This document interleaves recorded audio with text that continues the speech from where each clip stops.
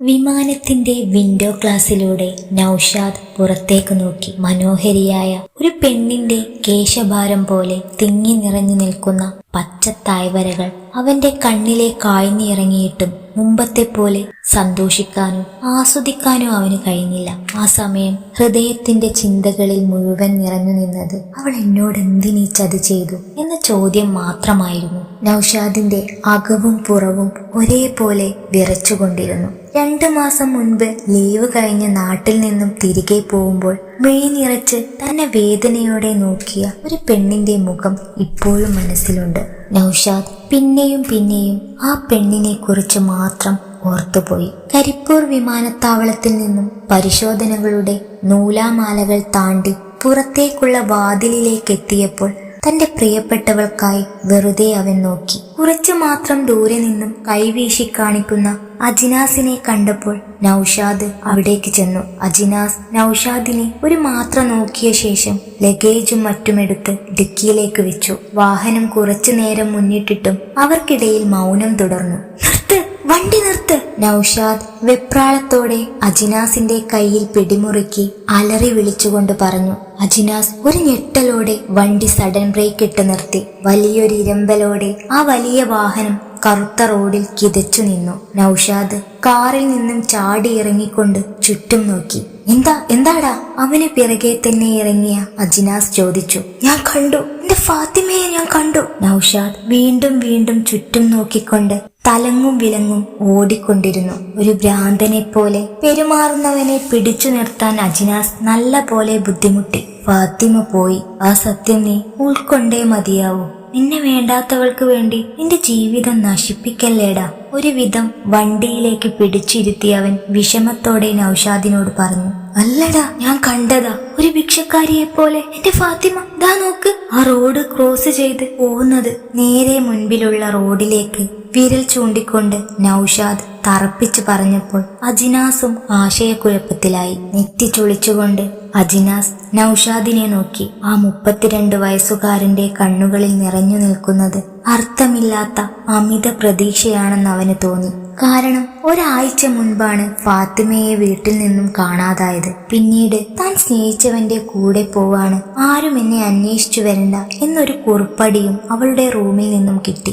എല്ലാവരും നൗഷാദിനെ കുറിച്ചോർത്ത് വിഷമിച്ചപ്പോൾ അവന്റെ വീട്ടുകാർക്ക് എന്തെന്നില്ലാത്ത സന്തോഷമായിരുന്നു തോന്നിയത്. കാരണം നൗഷാദും ഫാത്തിമയുമായുള്ള ബന്ധം തുടക്കത്തിലെ ഉമ്മയായ ജമീലയും ബാപ്പ ഖാലിദും എതിർത്തിരുന്നു. പെങ്ങളായ ഹഫ്സത്ത് എപ്പോഴും നൗഷാദിന്റെ കൂടെ തന്നെയായിരുന്നു. നൗഷാദിന് ആരെക്കാളും പ്രിയപ്പെട്ടതും ഹഫ്സത്തായിരുന്നു. അതുകൊണ്ട് തന്നെ നൗഷാദിന്റെ പ്രണയബന്ധത്തിൽ എതിർപ്പില്ലാത്ത ഒരാൾ അവൾ മാത്രമായിരുന്നു. പലരുടെയും ഇടപെടലും നൗഷാദിന്റെ വാശിയും ചേർന്നപ്പോൾ ഖാലിദിനും ജമീലയ്ക്കും വേറെ വഴിയില്ലാതെ വിവാഹത്തിന് സമ്മതിക്കേണ്ടി വന്നു. നൗഷാദിന്റെ ഉറ്റ സുഹൃത്തായ അജിനാസ് ആയിരുന്നു അവരുടെ വിവാഹത്തിന് മുൻകൈയെടുത്തത്. ഫാത്തിമയ്ക്ക് വേണ്ടി മഹർ വാങ്ങാനുള്ള പണം പോലും നൽകിയത് അന്ന് അജിനാസ് ആയിരുന്നു. ഭൂതുപെണ്ണാണെന്ന് കരുതി ഇവിടെ എങ്ങനെയൊന്നും കിടന്നുറങ്ങാൻ ഒക്കൂല.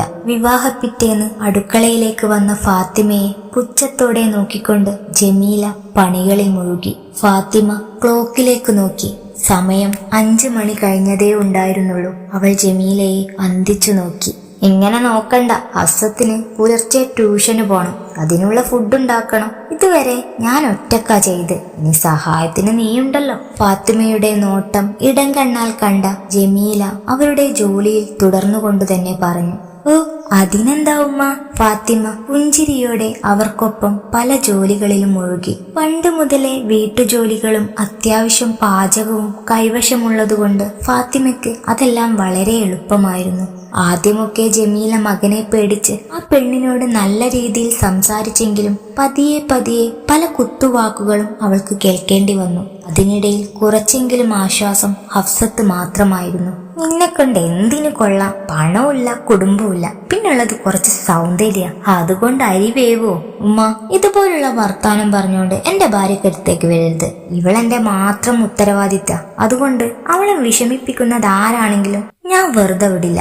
ഒരു ദിവസം ജമീല പറഞ്ഞത് കേട്ടുകൊണ്ട് വന്ന നൗഷാദ് ഫാത്തിമയെ ചേർത്ത് പിടിച്ചുകൊണ്ട് പറഞ്ഞു. അതിനുശേഷം ജമീല വളരെ ശ്രദ്ധയോടെ മാത്രമേ ഫാത്തിമയോട് സംസാരിക്കാറുണ്ടായിരുന്നുള്ളൂ. നൗഷാദിനെ പറഞ്ഞിട്ടും കാര്യമുണ്ടായിരുന്നില്ല. ജമീലയുടെ നാക്കിന്റെ നീളം പണ്ട് മുതലേ കുറച്ചു കൂടുതലായിരുന്നു. നൗഷാദ് തിരികെ ഗൾഫിലേക്ക് പോയതിനു ശേഷമായിരുന്നു യഥാർത്ഥത്തിൽ ഫാത്തിമയുടെ ദുരിതത്തിന്റെ തുടക്കം. ഹഫ്സത്തടക്കം ആ വീട്ടിലുള്ളവരെല്ലാം അവളോട് വളരെ നികൃഷ്ടമായിട്ടായിരുന്നു പെരുമാറിയത്. പച്ചവെള്ളം പോലും കൊടുക്കാതെ പട്ടിണിക്കിടുന്ന സമയങ്ങളിൽ പോലും ഫാത്തിമ നൗഷാദിനെ ഓർത്ത് മാത്രം പിടിച്ചു നിന്നു. പിന്നീടെപ്പോഴോ അവിടെ നിന്നും അവൾ സഹികെട്ടി ഇറങ്ങിപ്പോവുകയും ചെയ്തു, അതും കാമുകന്റെ കൂടെ. പിന്നെ എങ്ങനെയാണ് ഫാത്തിമയെ ഇവിടെ വെച്ച് കണ്ടെന്ന് പറഞ്ഞത്? അജിനാസിന്റെ സംശയത്തോടെയുള്ള ഇരിപ്പ് കാണവേ നൗഷാദ് അവനെ നോക്കി. നിനക്കെന്നെ വിശ്വാസല്ലേടാ? അവന്റെ ചങ്ക് തകർന്നുള്ള ചോദ്യം കേട്ടപ്പോൾ അജിനാസിന്റെ ഉള്ളു പൊള്ളിപ്പോയി. നമുക്ക് നീ പറഞ്ഞ വഴി പോയി നോക്കാം, അജിനാസ് ദൃഢതയോടെ പറഞ്ഞു. ആ ഹൈവേ റോഡിൽ പലയിടത്തും ഫാത്തിമയെ അവർ മണിക്കൂറുകളോളം തിരഞ്ഞു. സൂര്യന്റെ ചൂടുള്ള നിഴൽ അവർക്ക് മേൽ പൊതിഞ്ഞപ്പോൾ വല്ലാത്ത ക്ഷീണം തോന്നി. ഡാറൊരുകുന്ന പോലത്തെ കൊടും ചൂടുള്ള റോഡിന്റെ സൈഡിലുള്ള തണൽ മരത്തിനു കീഴെ തളർന്നിരുന്നു. അപ്പോഴും നൗഷാദ് അവൾക്ക് വേണ്ടി നാലുപാടും തിരഞ്ഞുകൊണ്ടിരുന്നു. ചേട്ടാ, പൈസ വല്ലതും തരാമോ? 2 ദിവസമായി എന്തെങ്കിലും കഴിച്ചിട്ട്. ക്ഷീണിച്ചു തളർന്ന ഒരു യുവതി അജിനാസിന് മുമ്പിൽ കൈനീട്ടി. അവൻ അലസതയോടെ പോക്കറ്റിൽ കൈയിട്ട് ഒരു 100 രൂപ നോട്ടെടുത്ത് ആ യുവതിക്ക് നേരെ നീട്ടി. അവളത് വാങ്ങാൻ മുഖമുയർത്തിയതും അജിനാസ് ഒരു നടുങ്ങലോടെ കൈ പിൻവലിച്ചതും ഒരുമിച്ചായിരുന്നു. ഒരു മാത്ര അവന്റെ ശബ്ദം പോലും തൊണ്ടക്കുഴിയിൽ കല്ലിച്ചുപോയി. അതേ ഞെട്ടലിൽ തന്നെയായിരുന്നു ആ യുവതിയും. നൗഷാദ്! അജിനാസിന്റെ ശബ്ദം അടഞ്ഞുപോയി. നൗഷാദ്! അടങ്ങിപ്പോയ ശബ്ദം ആരോ പിറകിൽ നിന്നും തള്ളിയതുപോലെ വലിയൊരു കരച്ചിലോടെ പുറത്തേക്ക് വന്നു. മറ്റൊരു തരത്തിൽ പറഞ്ഞാൽ അജിനാസ് നൗഷാദിനെ അലറി വിളിക്കുകയായിരുന്നു. നൗഷാദ് അജിനാസിനടുത്തേക്ക് ഓടി വന്നു. വിറങ്ങലിപ്പോടെ അവനെ മാത്രം നോക്കിയ നൗഷാദ് തനിക്കടുത്തുള്ള യുവതിയെ നോക്കാൻ പോലും മറന്നുപോയി. അജിനാസ് ആ യുവതിക്ക് നേരെ വിരൽ ചൂണ്ടി. നൗഷാദ് അവിടേക്ക് നോക്കി. ഫാത്തിമ!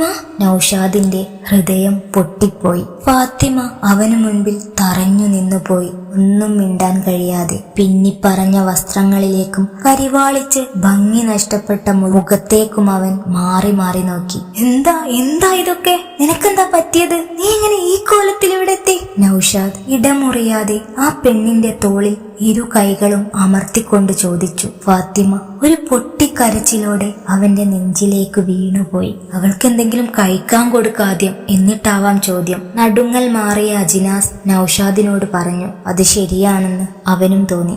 അജിനാസും നൗഷാദും ടൗണിൽ തന്നെയുള്ള ഒരു ഹോട്ടലിൽ റൂമെടുത്തു. ഫാത്തിമയ്ക്ക് ഫ്രഷ് ആവാൻ വേണ്ടിയായിരുന്നു അത്. അതിനുശേഷം അവർ ഒരുമിച്ച് ഭക്ഷണം കഴിക്കുകയും ചെക്കപ്പിനായി ഫാത്തിമയെ ഹോസ്പിറ്റലിൽ കൊണ്ടുപോവുകയും ചെയ്തു.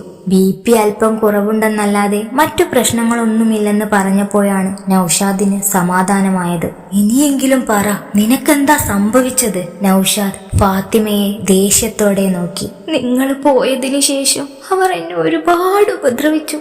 എങ്കിലും ഞാൻ അവിടെ പിടിച്ചു നിന്നു. പക്ഷേ ഒരു ദിവസം നിങ്ങൾ എന്നെ ഒഴിവാക്കിയെന്നും മറ്റൊരു വിവാഹം കഴിച്ചെന്നും പറഞ്ഞപ്പോ എനിക്ക് സഹിക്കാൻ പറ്റിയില്ല. ഞാൻ അവിടെ നിന്ന് ഇറങ്ങിപ്പോന്നു. ഫാത്തിമ ഒരു തേങ്ങലോടെ പറഞ്ഞു. നിനക്കെന്തിനാ ഫോൺ? എന്നെ ഒന്ന് അറിയിക്കാമായിരുന്നില്ലേ?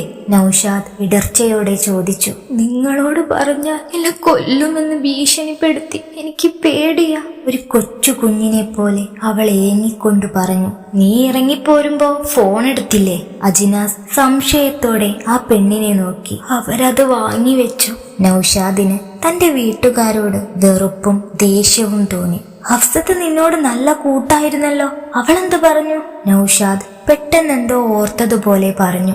ആദ്യമൊക്കെ എന്നോട് വലിയ സ്നേഹമായിരുന്നു. പിന്നീട് ഞാൻ വന്നതിന് ശേഷം നിങ്ങൾക്ക് അവളോട് സ്നേഹമില്ലാതായി എന്ന് പറഞ്ഞ് എന്നും വഴക്കാണ്. ഫാത്തിമ മുഖം താഴ്ത്തിക്കൊണ്ട് ഒരേ നിൽപ്പ് നിന്നു. നൗഷാദ് ഒന്ന് അമർത്തി മൂളി.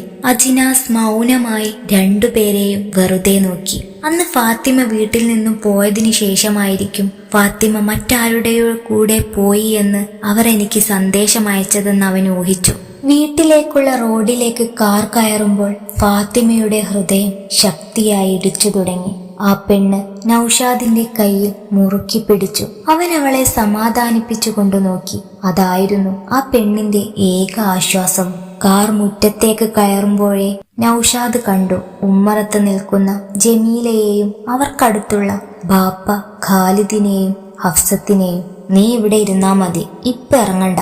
വണ്ടിയിൽ നിന്ന് ഇറങ്ങും മുൻപേ നൗഷാദ് ഫാത്തിമയെ ഓർമ്മപ്പെടുത്തി. അവൾ സമ്മതിച്ചു. നൗഷാദിനെ കണ്ടപാടെ ജമീലയുടെ കണ്ണിൽ നിന്നും കണ്ണുനീർ ഒഴുകി. വിചാരിക്കുമ്പോഴേക്ക് ഇതൊക്കെ എവിടുന്ന് വരുന്നോ ആവോ, അജിനാസ് മനസ്സിലോർത്തു. ഇത്ര നേരായിന്നറിയോ കാത്തിരിക്കുന്ന. എന്റെ കുട്ടി ആകെ ക്ഷീണിച്ചു. ഹഫ്സ, കാക്കിത്തിരി വെള്ളം കൊടുക്കുമോളെ. ഹഫ്സത്ത് അടുക്കളയിലേക്ക് പോയി. ഇപ്പാക്കൊന്ന് കടല്ലേ? ഇല്ല, ഈ വരെയല്ലേ വിചാരിച്ച് ലീവ് എടുത്തു.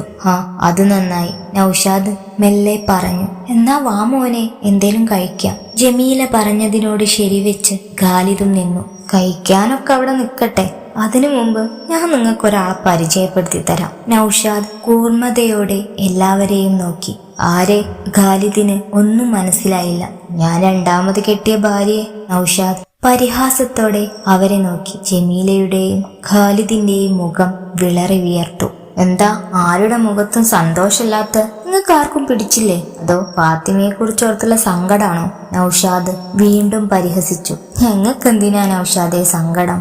കണ്ടവന്മാരുടെ കൂടെ പോകുന്നവളെക്കാളും നല്ലത് നീ ഒരു പെണ്ണ് കെട്ടിയത് തന്നെയാ. അവിടേക്ക് വെള്ളവുമായി വന്ന ഹഫ്സത്ത് വിജയച്ചിരിയോടെ പറഞ്ഞു. അവളുടെ സംസാരം കേട്ട് കലി കയറിയ നൗഷാദ് പെട്ടെന്നായിരുന്നു കവിളിലേക്ക് അവന്റെ കൈ വീശി അടിച്ചത്. അടിയുടെ ആഘാതത്തിൽ ഹഫ്സത്ത് പിറകോട്ട് ചാഞ്ഞുപോയി. കവിളിൽ കൈ പൊത്തിപ്പിടിച്ചുകൊണ്ട് അവൾ നൗഷാദിനെ മിഴിയുന്തി നോക്കി. ആരടി കണ്ടവന്മാരുടെ കൂടെ പോകുന്നോള്? നീ എന്റെ കൂടെ പിറപ്പ് തന്നെയാണോ? ഇങ്ങനെയൊക്കെ സംസാരിക്കാൻ നിനക്ക് എങ്ങനെ കഴിയുന്നു? പിന്നീട് ഒന്നും പറയാൻ കഴിയാതെ ഹഫ്സത്തിന്റെ വാ അടഞ്ഞുപോയി. നീ എന്തിനാ അവളെ അടിച്ചത്? ഹഫ്സത്ത് പറഞ്ഞതിൽ എന്താ തെറ്റ്? ഞങ്ങൾ ആരും പറഞ്ഞു വിട്ടതല്ലല്ലോ നിന്റെ പെണ്ണിനെ. അവളുടെ ഇഷ്ടത്തിന് ഏതവന്റെ കൂടെ ഇറങ്ങിപ്പോയതല്ലേ? അത് നിനക്കും ബോധ്യപ്പെട്ടതല്ലേ? എന്തിനാ നീ ഇങ്ങനെ ചാടി തുള്ളുന്നേ? ഹഫ്സത്തിനെ അടിച്ചത് ഒട്ടും ഇഷ്ടപ്പെടാതെ ഖാലിദ് നൗഷാദിനോട് കയർത്തു. ഫാത്തിമ, ഫാത്തിമ! നൗഷാദ് അലറി വിളിച്ചു. ജമീലയും ഖാലിദും ഹഫ്സത്തും പരസ്പരം നോക്കിപ്പോയി. ഫാത്തിമ അജിനാസിന്റെ പിന്നിലായിക്കൊണ്ട് മെല്ലെ അകത്തേക്ക് കയറി വന്നു. ജമീല ഒരു ഞെട്ടലോടെ സോഫയിലേക്ക് തളർന്നിരുന്നു പോയി. അപ്രതീക്ഷിതമായിട്ടുള്ള ഫാത്തിമയുടെ തിരിച്ചുവരവ് ഖാലിദിന് വിശ്വസിക്കാൻ ബുദ്ധിമുട്ട് തോന്നി. എന്താ പറഞ്ഞത്? എന്റെ ഭാര്യ കണ്ടവന്റെ കൂടെ പോയിന്നില്ലേ? നൗഷാദ് മൂവരെയും നോക്കി അലറിക്കൊണ്ട് ചോദിച്ചു. അവരൊന്നും മിണ്ടിയില്ല. എനിക്ക് അറിയായിരുന്നു ഞാൻ പോയിക്കഴിഞ്ഞ നിങ്ങൾ ഇവളെ കഷ്ടപ്പെടുത്തുന്നു. പക്ഷെ ഇത്രക്കും അധം പതിക്കുന്ന സ്വപ്നത്ത് പോലും ഞാൻ കരുതിയില്ല. നൗഷാദിന്റെ ശബ്ദം ഇടർച്ചയോടെ നിന്നുപോയി. മോനെ! ജമീല നിസ്സഹായതയോടെ അവനെ നോക്കി. വേണ്ട, ഇനി നിങ്ങൾ എന്നെ അങ്ങനെ വിളിക്കണ്ട. ഇന്നത്തോടെ അവസാനിച്ചു ഈ കുടുംബവുമായിട്ടുള്ള എന്റെ ബന്ധം. നൗഷാദിന് വാശി കൂടി. എന്റെ ഭാര്യയെ ഞാനുണ്ടാക്കിയ വീട്ടിൽ നിന്ന് ഇറക്കിവിടാൻ നിങ്ങൾക്ക് എങ്ങനെ ധൈര്യം വന്നു? ഖാലിദിന് നേരെയായിരുന്നു അവന്റെ ചോദ്യം. ചെറുപ്പം മുതലേ കുടുംബത്തിന് വേണ്ടി നയിച്ചു വളർന്നവനാ ഞാൻ. ഒന്ന് താങ്ങാൻ പോലും നിങ്ങളില്ലായിരുന്നു. പട്ടും കുടിച്ചും കുടുംബം നശിപ്പിക്കാൻ മാത്രല്ലേ നിങ്ങൾ കൊണ്ട് ഇന്നേ വരെ സാധിച്ചിട്ടുള്ളൂ. അതുകൊണ്ടല്ലേ എന്റെ പഠനം വരെ മുടങ്ങിപ്പോയത്, എന്റെ ജീവിതം നശിച്ചത്. എന്നിട്ട് എല്ലാം ഒന്ന് കെട്ടിപ്പൊന്തിച്ച് വന്നപ്പോഴേക്കും നശിപ്പിക്കാൻ നോക്കുന്നു. ഇത്രയും വർഷത്തെ അടങ്ങാത്ത കലി അവന്റെ വാക്കുകളിലുണ്ടെന്ന് ഖാലിദ് തിരിച്ചറിയുന്നുണ്ടായിരുന്നു. ഇവിടെ നിന്ന് നിങ്ങളോട് ഇറങ്ങാൻ ഞാൻ പറയില്ല. അങ്ങനെ പറഞ്ഞ ഞാനും നിങ്ങളും തമ്മിൽ എന്ത് വ്യത്യാസം? അതുകൊണ്ട് എന്നേക്കുമായി ഞങ്ങൾ ഇവിടെ നിന്ന് ഇറങ്ങുക. ഇനി മോനെന്ന ബന്ധം പറഞ്ഞ് അവിടേക്ക് വന്നു പോവരുത്. നൗഷാദ് മൂവരെയും ദേഷ്യത്തോടെ നോക്കി. ജമീലയുടെ മിഴികൾ നിറഞ്ഞൊഴുകി. ഉമ്മ, നിങ്ങളും ഒരു പെൺകുട്ടിയുടെ ഉമ്മയല്ലേ? ജമീലയോട് ഇങ്ങനെ മാത്രം പറഞ്ഞുകൊണ്ടവൻ അവിടെ നിന്നും ഇറങ്ങി. മോനെ! ജമീല ഒരു പൊട്ടിക്കരച്ചിലോടെ വിളിച്ചുപോയി. വേണ്ട, ഇനി ഞങ്ങൾക്ക് ഞങ്ങൾ മാത്രം മതി. മറ്റൊരു ബന്ധം ഇനി നൗഷാദിനില്ല. നൗഷാദ് ഫാത്തിമയെ നെഞ്ചോട് ചേർത്ത് പുറത്തേക്ക് നടക്കവേ ശക്തിയിൽ മഴ പെയ്തു തുടങ്ങി. കാറും കോളും എല്ലാം മാഞ്ഞു തെളിഞ്ഞ മഴ. ഫാത്തിമയുടെയും നൗഷാദിന്റെയും ആത്മാർത്ഥ പ്രണയത്തിന്റെ മഴ.